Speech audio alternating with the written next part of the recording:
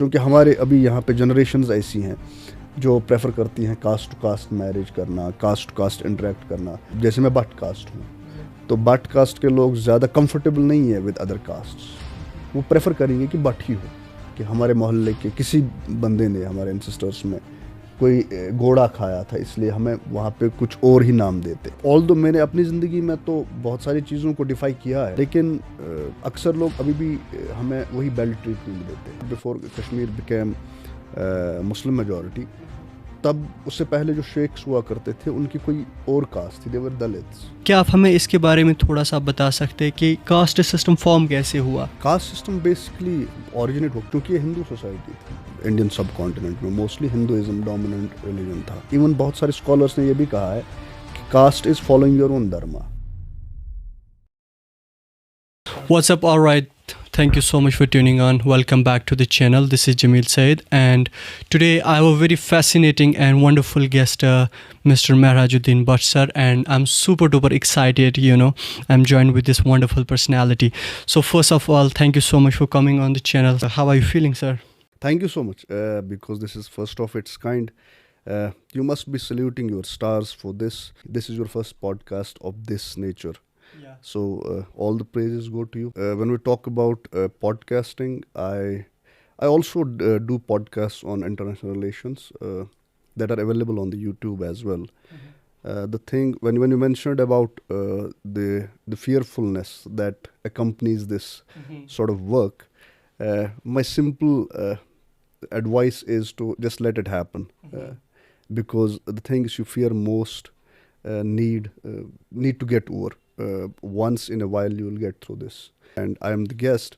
I feel equally privileged and honored that you visited me, and then we could sort out and meet out the deadlines, especially when we talk about podcasting. The topic that we'll be talking about today needs a whole range of time, and given my schedule, because at the end of the day I am a tutor. So it's quite hard to manage time. But then I again will reiterate this fact that all the praises go to you, that you made up the time and you made up all the preparations. Thank you for this. Firstly, could you please tell us and tell audience a little bit about yourself, about your background? I am sure a lot of will not be familiar with you. So could you please tell them a little bit about yourself? Yeah, this is Mehrajuddin, but I do run a small coaching center in the heart of the town with the name Study Box Coaching Academy.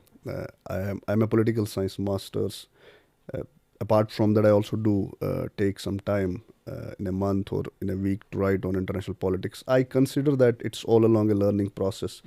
I'm not a perfect researcher. I'm not a perfect person. I'm not a perfect coordinator of an academy. But then that's how you evolve as a person. When I met you for the first time, well, there are a lot of topics that we can discuss about, right? But you specifically chose this topic. So what's the reason that you chose this topic, and that's gonna be cause discrimination? The thing is that when the interest for this topic stems from the fact that I have done my master's in political science from the Kashmir University, where I used to be quite a leftist kind of a person when it comes to understanding things. I got an interest into this. Then I tried to read a lot about it, although I couldn't, to be honest enough, and putting myself on the record, because I'm not a researcher of this topic. It's whatever I have in mind. It basically starts with the fundamental fact that we observe things on our own. So why is it an area of interest for me? Because I consider that this is the most neglected part of the research when it comes to our society, especially the Kashmiri society.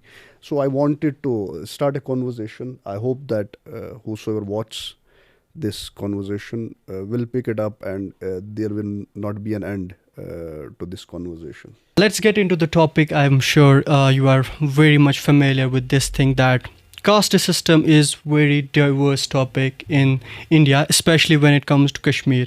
So could you please tell us a little bit about how caste system has evolved in Kashmir? See, historically, if we talk about this topic called caste, most of the South Asian societies do live with this because we have evolved over the time, as people as we are. Certain writers and certain thinkers ascribe it to the identification. Is it necessary? Is it natural?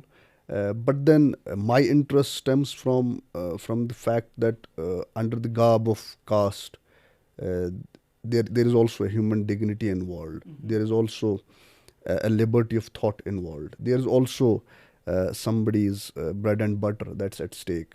So the exploitation that's being done, that's the part that I'm worried about. And that's why, because I wanted to read about it, I wanted to talk about it. I also have few friends around I have been having conversations with. We often talk about the exploitations. We also talk about, despite the state's intervention, despite the regulations, despite the laws, we still have a fortified plague, that I would call it, because any inequality that stems from caste, uh, it has its implications on the people. It has its implications on the future of the people, on the children, and on the generations altogether. So historically, if we'll say, there are a few people who have done research on the caste itself in Kashmir.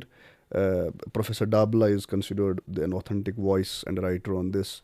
Apart from that, there are certain other researchers from different universities who have done research in this. I have had a glimpse of few of them, but most of my experiences rest on this thing, that I have observed things on my own, because you cannot, if you are a upfront person, you cannot deny the fact that there are certain privilege, there is certain stereotyping, there is also certain prejudice that's involved in this.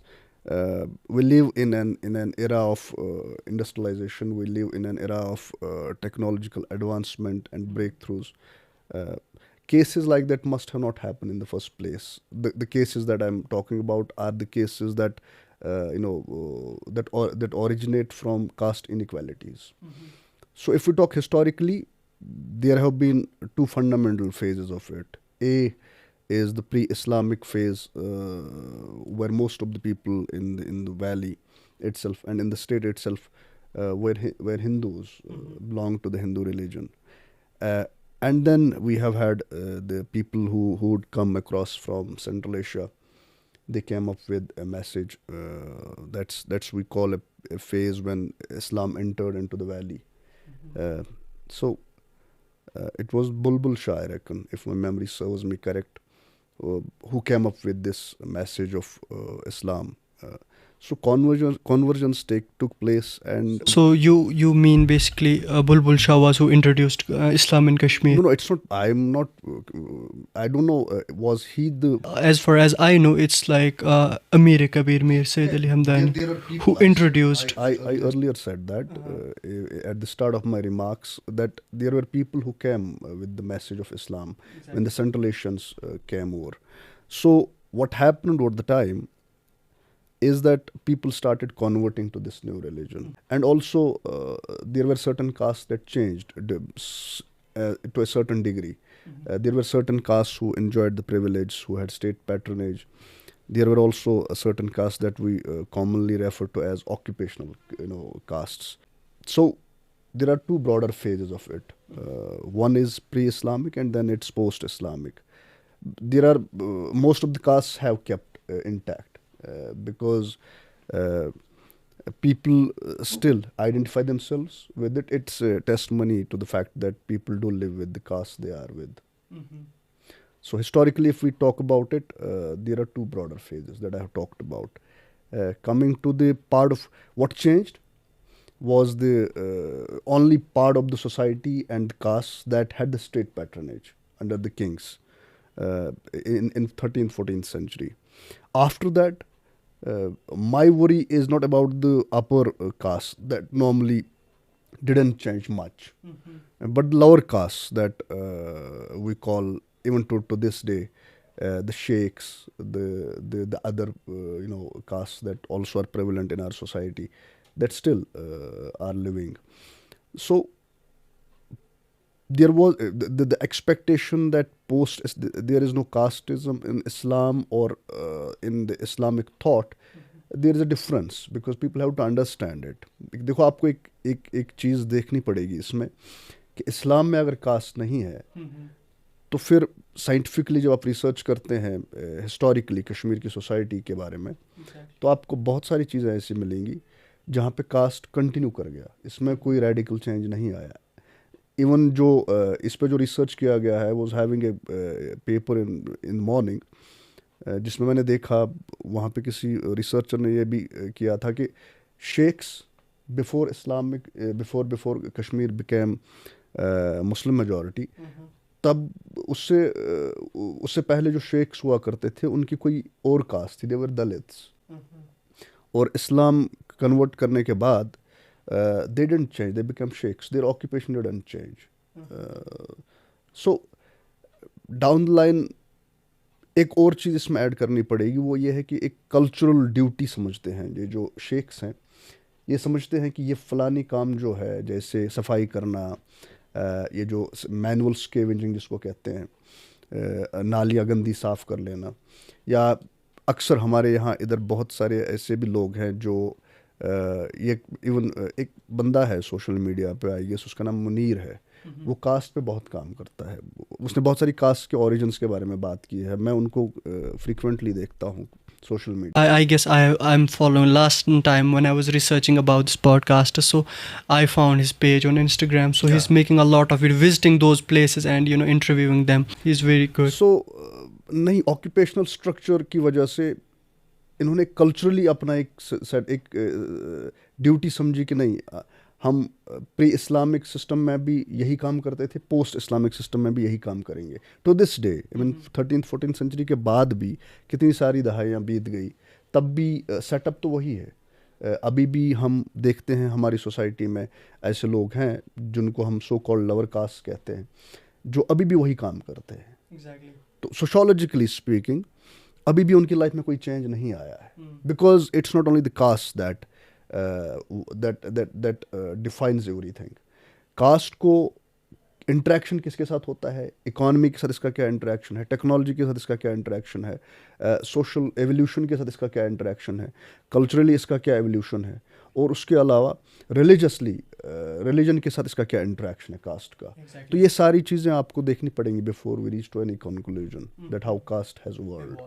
Okay, one thing I just wanted to discuss, मैंने जो सुना है that caste system form कैसे हुआ. A lot of people say कि जिन लोगों ने जो काम किया उनको वही फिर कास्ट में मिला. So क्या आप हमें इसके बारे में थोड़ा सा बता सकते हैं कि कास्ट सिस्टम फॉर्म कैसे हुआ? कास्ट सिस्टम बेसिकली ऑरिजिनेट हो, क्योंकि ये हिंदू सोसाइटी थी, इंडियन सब कॉन्टिनेंट में मोस्टली हिंदुइज्म डोमिनेंट रिलीजन था, तो वहाँ पे हिंदुइज्म में इसके बारे में मेंशन किया गया है, क्योंकि वैदिक टाइम्स के बारे में भी जब हम बात करते हैं वैदिक सिविलाइजेशन के बारे में, तो वहाँ से इसके सोर्सेज भी हैं रिलीजियस टेक्स्ट्स में कि कास्ट कहाँ से origin, for the identification, for following dharma. Even बहुत सारे स्कॉलर्स ने यह भी कहा है कि caste is following your own dharma. आप जिस चीज़ के लिए फिट हैं वही चीज़ आप कर लेंगे.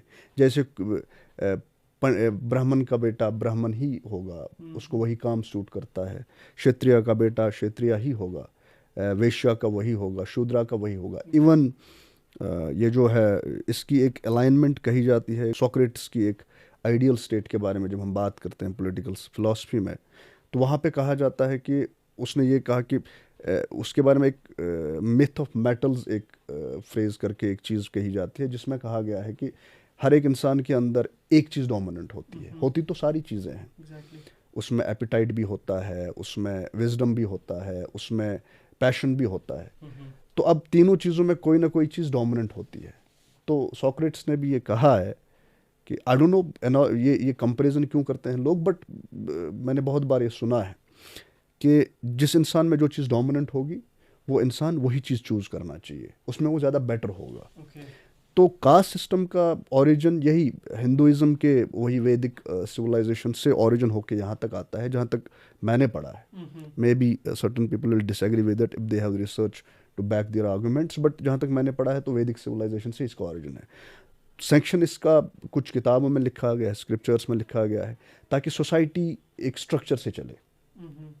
क्या वो जस्टिफाई किया जा सकता है, नहीं किया जा सकता है, दैट्स डिबेटेबल थिंग, लेकिन ओरिजिन इसका वहीं पे है। फिर जब हम कश्मीर की सोसाइटी की बात करते हैं, चूँकि हम लार्जर इंडियन लैंड मास के हिस्सा हैं, तो यहाँ पे भी हिंदू सोसाइटी ही डोमिनेंट थी। तो हम वो सारा कास्ट सिस्टम लेके यहाँ तक आ गए।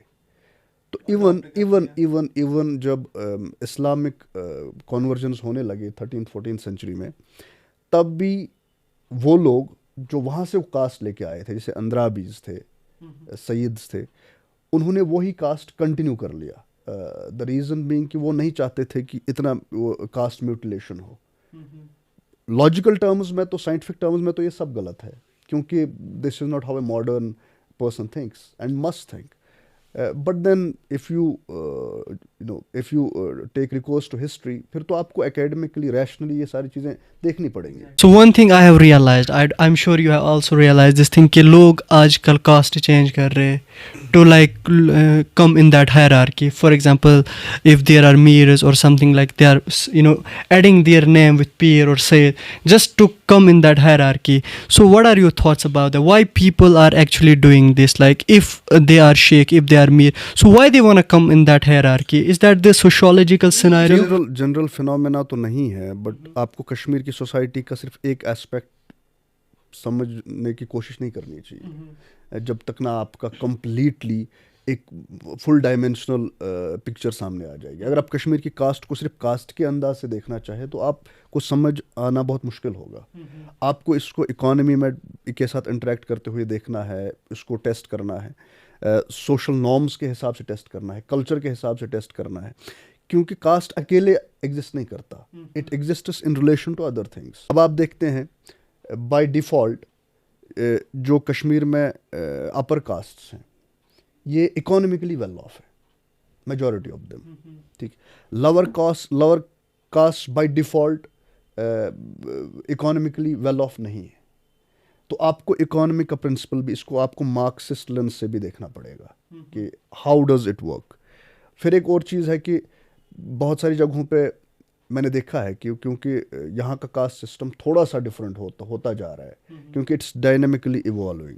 यहाँ पे अब थोड़ा सा इस चीज़ का अप्रूवल है कि अगर लोअर कास्ट की लड़की या लड़का हो, वो अपर कास्ट में शादी कर सकते हैं if they are economically well off. There are also incidents like that. तो economy does have a role to play in this. बाद में आपके सवाल का जो जवाब है कि people are changing their caste in order to come to the larger upper structure of the caste, मुझे इसके बारे में इंसिडेंट्स ऐसे होते हैं, but I am not saying कि ये एक जनरल फिनोमेना है। जनरली देखो, डार्स जो हैं, मीर्स जो हैं, बट्स जो हैं, वानीस जो हैं, ये एक ख़ास जोग्राफिकली भी एक ख़ास मोहल्ले में रहते हैं, एक ख़ास बस्ती में रहते हैं। तो या बाकी शेख्स जितने भी हैं, जितने भी कास्ट हमारी हैं, तो ये एक जगह बैठ के अपना थॉट फोर्टिफाई करते हैं, अपनी इंटरेक्शंस लिमिटेड रखते हैं अपनी कास्ट के साथ, एक कंफर्ट लेवल होता है। और आप देखते भी होंगे कि अपर कास्ट में एजुकेशन का उतना ज़्यादा प्रॉब्लम नहीं है जितना लोअर कास्ट में आप एजुकेशन की प्रॉब्लम देखेंगे। Yeah, I was seeing those videos. I'm sure I shared those videos with you, कि जहाँ पे वो लड़का एक है और वो ये बता रहा था कि उनके टीचर्स उनको ये बता रहे थे कि आपको पढ़ना नहीं है, आप सफाई के लिए बनी हो। सो शेख कम्युनिटी में ये कई सारे वाक़ा टू दिस डे, मैं अपने मोहल्ले की बात कर लूँ, I come from a place, from a village, जहाँ पे अभी भी हमारे मोहल्ले को जज किया जाता है, because I don't know it's a myth और इज़ इट ए स्टोरी और समथिंग, जहाँ पे ये कहा जाता है कि हमारे मोहल्ले के किसी बंदे ने, हमारे एंसेस्टर्स में कोई घोड़ा खाया था, इसलिए हमें वहाँ पे कुछ और ही नाम देते हैं। डाउन द लाइन, ऑल्दो मैंने अपनी ज़िंदगी में तो बहुत सारी चीज़ों को डिफाई किया है, चूँकि बाय डिफ़ॉल्ट मैं नॉन कन्फॉर्मिस्ट हूँ टू दिस, लेकिन अक्सर लोग अभी भी हमें वही बेल्ट ट्रीटमेंट देते हैं कि ये फ़लानी मोहल्ले से हैं, इनके दादा अजदाद ने ये गंदा काम किया था, घोड़ा खाया था, तो इसलिए इनके साथ ज़्यादा इंटरेक्शन करना उतना अच्छा नहीं है। I have grown up with this. I hope कि जितने भी मेरे मोहल्ले वाले हैं, I don't know it, I hope that it doesn't create any kind of contestation in my village, but down the line this is a fact कि मैं भी इवॉल्व हो गया हूँ. ऐसे इंसिडेंसेस हैं जहाँ पे आपको जहाँ पे कास्ट प्रेजुडिसेस हैं.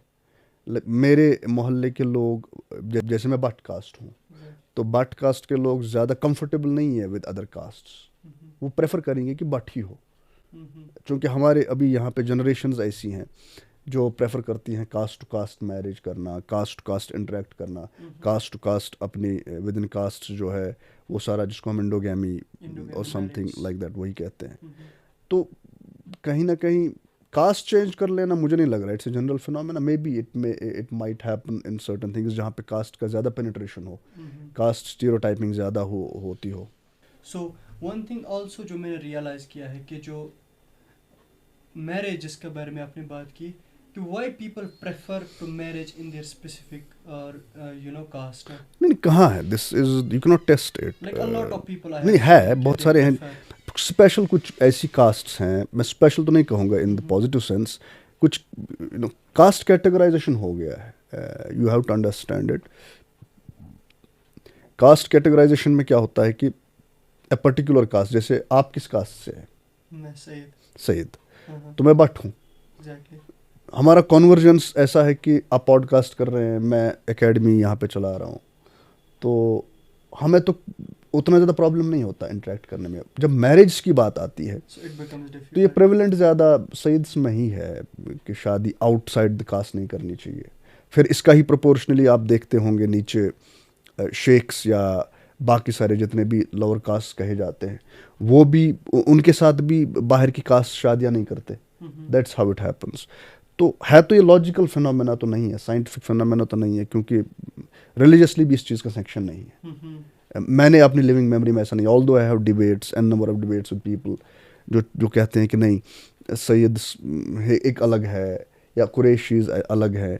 मैं तो शायद उस बैलेंस से नहीं देखता चीज़ों को, उस लेंस से नहीं देखता, या बहुत सारे ऐसे लोग नहीं देखते चीज़ों को वैसे. ओवरऑल एक ओपन डिबेट है इस पे कि मैरिज आउटसाइड द कास्ट क्यों नहीं होती. ये एक रियल फिनोमेना है, नहीं होती शादियाँ. इवन शादियाँ टूट जाती हैं. इवन जैसे हम लव मैरिज की बात कर ले, वहाँ पे तो ये तो बिल्कुल भी, ये तो पहली चीज़ होती है कि आप किस कास्ट से हैं. तो कहीं ना कहीं हमारे सोशलाइजेशन प्रोसेस में जब हम इवॉल्व हो गए हैं as people, as the castes we are with, तो वहाँ पे इन सारी चीज़ों की प्रॉब्लम तो रहेगी ना, क्योंकि हम तो लर्नर्स हैं. हमें जो पिछली जनरेशन ने कहा है, हम उनके साथ ज़्यादा कंफर्टेबल रहने के लिए क्योंकि गांव में या शहरों में ऐसी चीज़ें अभी भी प्रेवलेंट हैं. जब हम कास्ट की बात करते हैं तो शादियाँ आज भी ऐसे इंसिडेंसेस जहाँ पे अलाउड नहीं होते हैं. That's what we are talking about. तो ऐसा नहीं होना चाहिए इन द फर्स्ट प्लेस, लेकिन अब हो रही हैं चीज़ें. That's the reality of the society. You can not control all the variables in the social evolution. Very interesting topic, क्योंकि जो मैंने देखा है, रियलाइज़ भी किया है कि ये चीज़ अभी भी सोसाइटी में, लाइक जब उनको आप कुछ बोलते हो, like they are friends with the other castes, they eat with them, they do every single thing with them, but when it comes to marriage they say no. I don't know what is the reason behind them, but I don't know. I literally have no clue about this. Like I'm so much confused about it. When I see people, they hanging around, they are so much close friends. Like when it comes to marriage, like we don't want to do this because you are outside of the caste. Hello, I don't know how tough it is for you to understand this, but इतना है कि these things happen in a society. I have told you that you cannot control all the variables in the society and in the social evolution especially, because कुछ चीज़ें naturally होती हैं, कुछ चीज़ें doctored होती हैं, कुछ चीज़ें engineered होती हैं सोसाइटी में. जैसे एक एग्जांपल है, अगर हम मॉडर्न सेंस में बात कर लें कास्ट की, तो गवर्नमेंट की इतनी सारी स्कीम्स होने के बावजूद भी you are not able to narrow down this caste issues. ऐसा नहीं, अभी भी हमें छुटकारा नहीं मिला है. तो व्हाट आई कंसिडर कि इस सोसाइटी में प्रॉब्लम है, जहाँ जहाँ ये इंसिडेंट्स होते हैं, कि यहाँ पे अभी टेक्नोलॉजी और लॉजिक और साइंटिफिक अंडरस्टैंडिंग ऑफ थिंग्स का उतना ज़्यादा ये जो पेनिट्रेशन नहीं है. So now I guess I wanted to discuss about the caste and power. कितना ज़्यादा रोल है हमारी सोसाइटी में, स्पेशली कश्मीर की सोसाइटी में. Do you think that it is somehow linked with Marxist perspective? The castes who have the hierarchy have more control over the society in terms of education, healthcare, on anything. Like they have more control than the lower working classes. नहीं देखो, जहाँ तक हम ये कहेंगे कि cast का ही dominance हर एक जगह होता है। कुपवाड़ा में कितने कोचिंग सेंटर्स हैं? 8-10 जो ज़्यादा लाइमलाइट में रहते हैं। इतने सारे कोचिंग सेंटर्स में आप कितने अपर कास्ट के लोगों को देखते हो? They are normally average caste, like मैं हूँ, बाकी सारे हैं, बाकी जितने भी लोग हैं। तो मुझे नहीं लग रहा है एजुकेशन इज़ प्योरली सेक्युलर, इसमें तो शायद इतना नहीं है। But at the individual level, जहाँ पे आपने देखा है किसी टीचर ने ऐसा कहा है किसी बच्चे से, या किसी इंडिविजुअल लेवल में किसी और बंदे ने जो हायर लेवल पे है पावर वाइज, वो चीज़ों को कंट्रोल करता है, वो इंसानों को कास्ट इस लेंस से देखता है। पावर और कास्ट का एक रिलेशन है। जैसे आप देखते होंगे normally pre Islamic era in Kashmir, in J and K, क्या होता था कि Brahmins were the dominant caste. उसके बाद जो ब्राह्मण्स की जो ज़ात है ये कन्वर्ट हो गई इनटू डिफरेंट कास्ट। जैसे बट्स भी कभी कभी कहते हैं कि we are the successors of the Brahmins. तो वो कास्ट स्ट्रक्चर इंटैक्ट रहा, क्योंकि यहाँ ये जो बाहर के लोग यहाँ पे आगे रूलर्स या पोस्ट इस्लामिक टाइम्स में कुछ कास्ट को पैटर्नेज मिल गया। ये तो कॉमन सेंस है कि आज के हिंदुस्तान में ज़्यादा बात दिल्ली की चलती है, ना कि पेरिफेरीज की या प्रोविंसेस की। तो पावर स्ट्रक्चर के नज़दीक जो कास्ट होती है, जिनको पैटर्नेज मिलता है, वो कास्ट ज़्यादा डोमिनेट करती है चीज़ों को, क्योंकि उनके पास इकोनॉमिक अपॉर्चुनिटीज़ होती हैं, उनके पास हर एक चीज़ का एक अप्रूवल है, क्योंकि स्टेट बैक कर रही है। ये एक चीज़ है। और उनके लिए वैसे भी टाइम कठिन नहीं होता as compare to other caste. तो पावर और इसका तो आपस में एक रिलेशन है, विजिबली रिलेशन है। जिस भी कास्ट को पैटर्नेज मिलेगा वो कास्ट तो डोमिनेट करता ही जाएगा आगे। होता रहा है हिस्ट्री में ऐसा, you have incidences like this. और आज जिस कास्ट को आप देख रहे हैं, अब तो देखो, now the crisis within the upper caste in Kashmir, जिसको मैं प्रैक्टिकली ऑब्जर्व कर रहा हूँ, अब वो कोशिश कर रहे हैं, ये जो कास्ट के अंदर चेंज हो रहा है अपर कास्ट में। सपोज एक कास्ट है पीर कास्ट में, अंदर में जो चेंज हो रही है, बहुत सारे पीर लड़के जो हैं वो बाहर शादियां करते हैं दूसरी कास्ट में। तो वह उससे क्या होता है कि ये चीज़ को अब नॉर्मलाइज करने के लिए व्हाट पीपल डू, कि वो अब रिलेटिवली कहते हैं कि वानीज जो हैं वो ज़्यादा नियर हैं to the peers. See, I am putting myself on record, I am not against any particular caste, but the thing is we are discussing it for the sake of the discussion. क्योंकि caste mutilation ये बोलते हैं, manipulation ये बोलते हैं, इसको नाम दिया गया है। बट डाउन द लाइन अगर आप ये नहीं करेंगे तो रिलेवेंट कैसे हो जाएंगे समाज में? सो मैं सैयद्स के खिलाफ नहीं हूँ, या मैं किसी लोअर कास्ट के खिलाफ नहीं हूँ। मैं ये बोल रहा हूँ कि जब हम कास्ट सिस्टम को स्टडी करते हैं लॉजिकली, जब हम रिसर्च करते हैं इस पर, तो अब ऑब्जर्वेशन में ये भी आता है, क्योंकि आपको रिसर्च में ऑब्जर्वेशन लिखनी है, तब जाके वो साइंटिफिक हो जाएगी, ऑब्जेक्टिव हो जाएगी। सो कास्ट और पावर के बारे में जो हम बात कर रहे थे, तो इसमें एक बहुत ही इम्पोर्टेंट टॉपिक आता है मॉडर्नाइजेशन के बारे में। So how do you see caste in modern sense? What are your thoughts and perspectives about this? Well, modern sense में जब हम कास्ट सिस्टम को देखते हैं, इसमें 2-3 चीज़ें देखने के लायक हैं। एक तो ये कि पॉलिटिक्स और कास्ट कैसे इंटरेक्ट करते हैं, और दूसरी बात है कि कास्ट और टेक्नोलॉजी कैसे इंटरेक्ट करते हैं, और तीसरी बात ये कि कास्ट और इकोनॉमी कैसे इंटरेक्ट करते हैं। क्योंकि कल्चर, हिस्ट्री, ये तो हमेशा इंटरेस्टिंग इंटरसेक्शन होता है। लेकिन जब हम बात करते हैं कास्ट एंड पॉलिटिक्स की, आपको तो खुद ही पता होगा कि ये जो लोअर कास्ट हैं, आज तक इनके इश्यूज सॉल्व क्यों नहीं होते, despite government intervention, despite schemes, despite all the measures that government has taken, despite the awareness, despite preachers। हमारे यहाँ बहुत सारे मौलवी साहिबान भी इस पे बात करते हैं कि कास्ट सिस्टम नहीं होना चाहिए। बट थिंग इज़ कि अभी भी प्रेवलेंट क्यों है? क्योंकि कास्ट सिस्टम को जब हम पावर के कॉरिडोर्स के हिसाब से देखते हैं कि इनका क्या आपस में इंटरेक्शन है, लोअर कास्ट में मोबिलिटी बहुत कम है। यू मीन कास्ट मोबिलाइजेशन नहीं होता। और J&K की पॉलिटिक्स में कास्ट उतना ज़्यादा इम्पोर्टेंट डिविडेंड नहीं है जितना रीजन है। जैसे कुपवाड़ा का रीजन है, ये एक डिफरेंट पैटर्न से वोट करेगा। सोपोर का रीजन है, ये एक डिफरेंट पैटर्न से वोट करेगा। बारामूला का फॉर दैट मैटर, श्रीनगर का, साउथ कश्मीर का, ये जो जितने भी जोग्राफिकली जितने भी एरियाज़ हैं, ये एक डिफरेंट पैटर्न से वोट करते हैं। इसमें फिर बाद में क्या क्या चीज़ें और भी ऐड होती हैं, वो तो डिफरेंट डिबेट है। लेकिन यहाँ पे हम बात कर रहे हैं कि लोअर कास्ट की चीज़ लोअर कास्ट की प्रॉब्लम्स हल क्यों नहीं होती। तो इसको मॉडर्न सेंस में ही देखना पड़ेगा।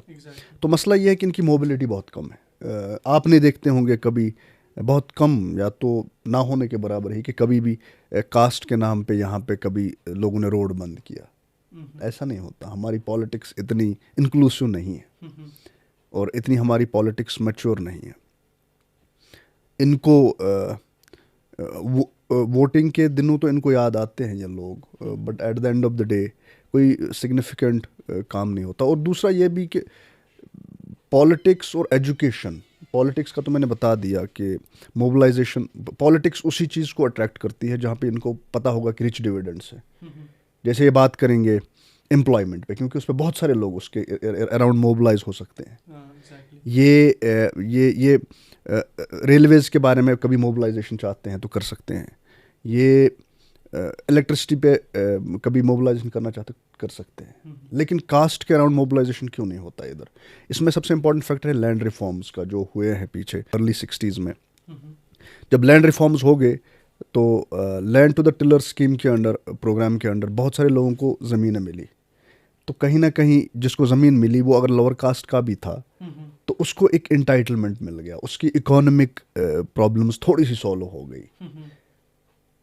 तो प्रॉब्लम आज भी अगर आप देखेंगे 2025 में, आज भी लोअर कास्ट की यही प्रॉब्लम है कि हमारे पास एम्प्लॉयमेंट अपॉर्चुनिटीज़ नहीं है। सोशल एक्सेप्टेंस तो नहीं है उतना, लेकिन इकोनॉमिक फाइनेंशियल अपॉर्चुनिटीज़ नहीं है हमारे पास।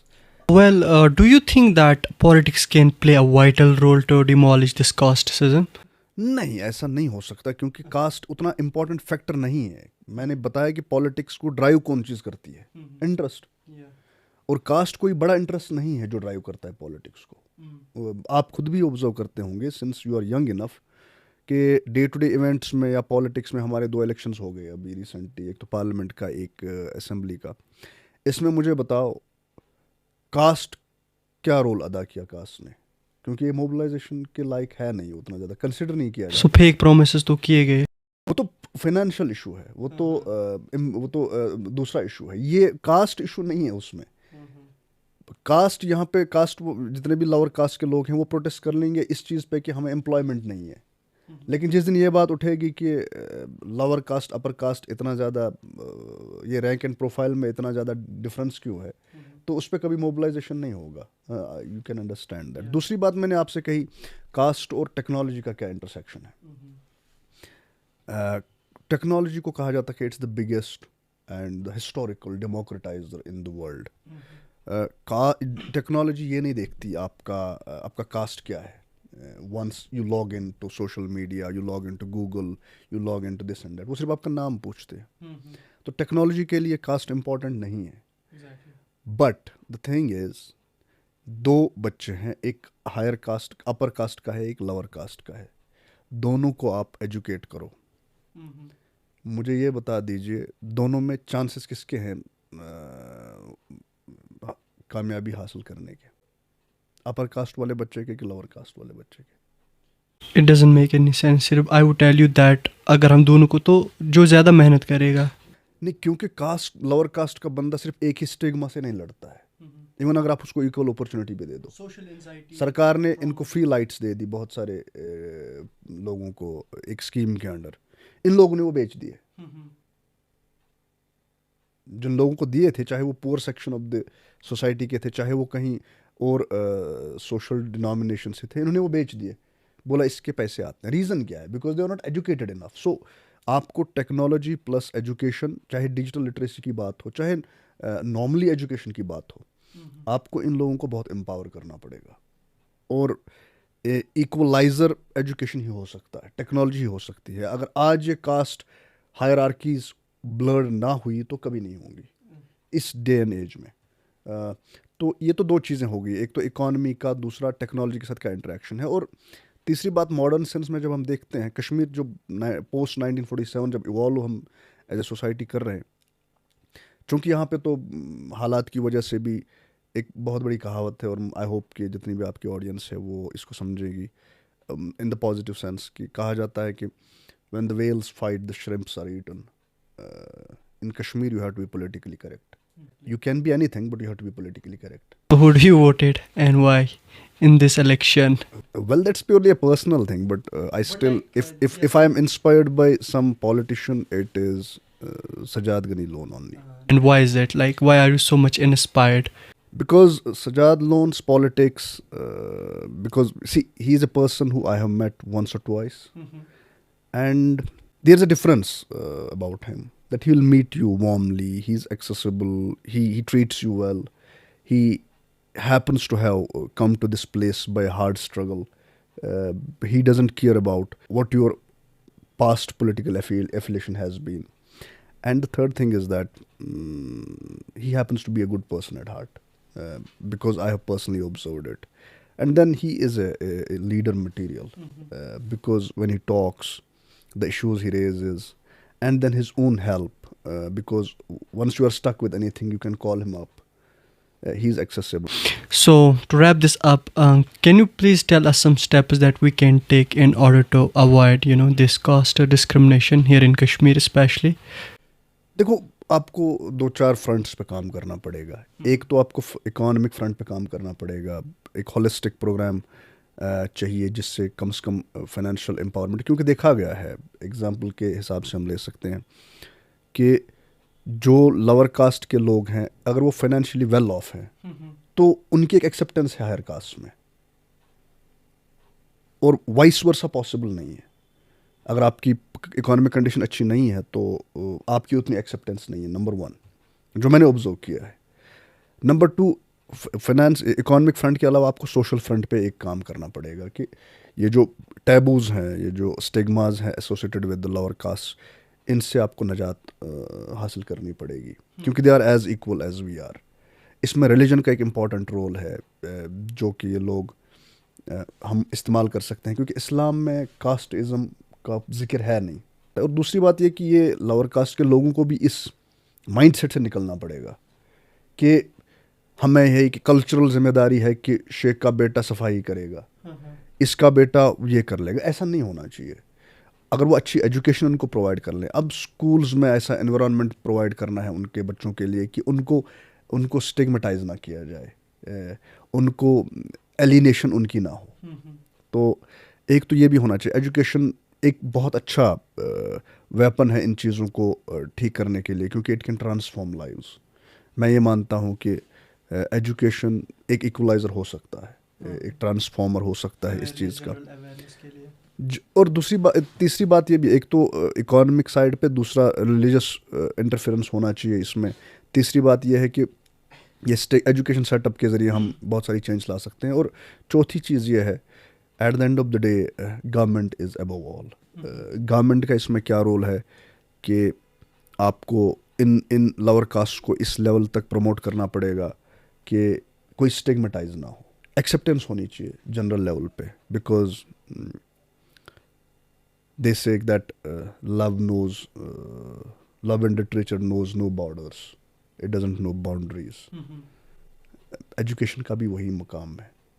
तो मैं मानता हूँ कि यहाँ पे कास्ट के लोगों को इस चीज़ पे ध्यान देना पड़ेगा कि हमें ये ब्लड लाइंस नहीं चाहिए समाज में, हमें कुछ नहीं चाहिए इस टाइप की। ये फेंसिंग अच्छी नहीं लगती, सोशल फेंसिंग जो आपने की है कास्ट के नाम पे, ये अच्छा नहीं है, क्योंकि ये इंसान को इंसान से अलग करता है, जो अच्छी बात नहीं है, जो ना ही इस्लाम में लिखा गया है, ना ही हम एज ह्यूमंस जो इस साइंटिफिक दौर में जो रहते हैं, या जो पैदा होने वाले बच्चे हैं, जो बोझ कास्ट का पिछली जनरेशन्स को उठाना पड़ा वो आगे ना हो, उसके लिए आपको होलिस्टिक लेवल पे या 4-5 फ्रंट्स पे काम करना पड़ेगा।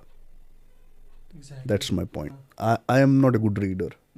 I seriously don't read things, but I have good friends around who I can interact with at any time. And because of the nature of this podcast, because we cannot discuss philosophy here. This is a podcast. It's made for the common audience that will understand about it. And I seriously loved the podcast, and I hope that it reaches to as much people as you can, as we can.